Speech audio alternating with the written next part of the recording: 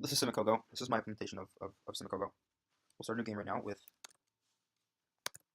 a PLY value of 3. So we'll just go somewhere in the middle of the board. Then the AI is gone at number 7. I will try to go with 5, try to get some extra points. And basically the Simicogo does the same thing. Maybe give 6 a shot, try to cut him off. Okay, and he goes over to number 8. I'm going to go over to 7, try to cut him off again. And he goes to 8 again. Let's go 5. 5 should give you the most amount of points, should give you 3 extra points. And 8 is about two points behind me. I'm gonna go 6 again. Zalman Gagerman, it's my implementation of Simicogo. We're going to start from the bottom up. First file I'm going to be showing you is Simicogo concept. Portion of it of interest is this enumerator piece. There are 3 types of different pieces: empty, O, and X.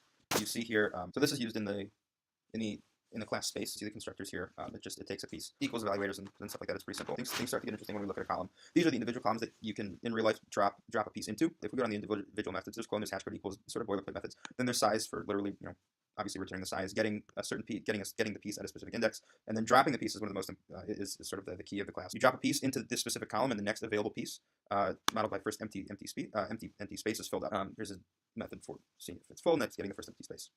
Onward, Simicogo state is the next bigger file. It's also a container file. Here there are implementations for drop X and drop O, and it's in each column is where they're dropped into.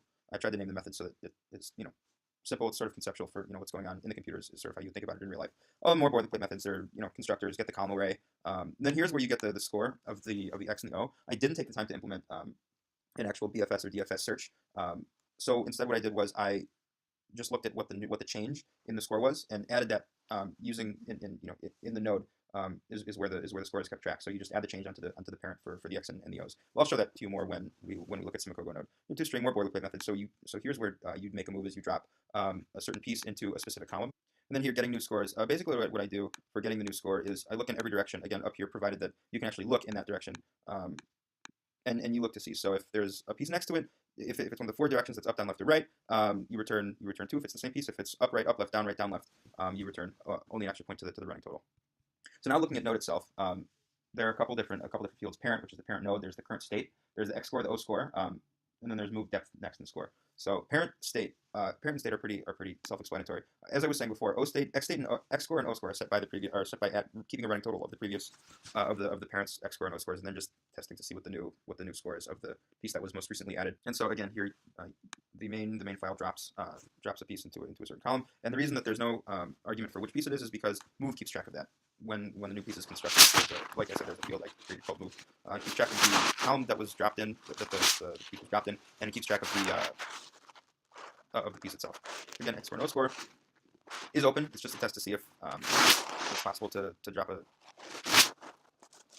piece in the specific column. It is full. This is just the completion condition that the main program will no longer look for new moves from either the AI or from the player.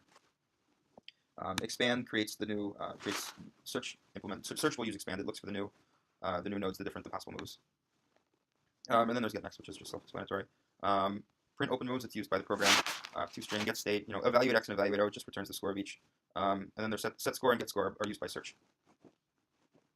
Possible moves is actually a private method. It looks for it asks state what the open columns are and just returns a Boolean array.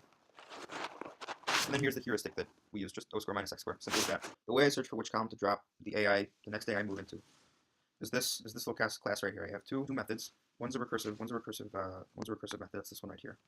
It takes PLYs. That's the one and only argument that you give the text interface, as well as the node that you're looking to expand. And so it goes for the next node. So it uses the heuristic and it finds the next node. If there's one that it likes, it updates this specific node to the score, and then once it comes back up, once it hits the bottom, through subtracting one from the level every call, when it finishes, it just simply evaluates the node and then returns it back up. And so the system evaluates every single node that comes back up. And so that way, not only does it return the value, but it also sets the node. So that way, when you go back up into the main method, the way you find the way you find the move is by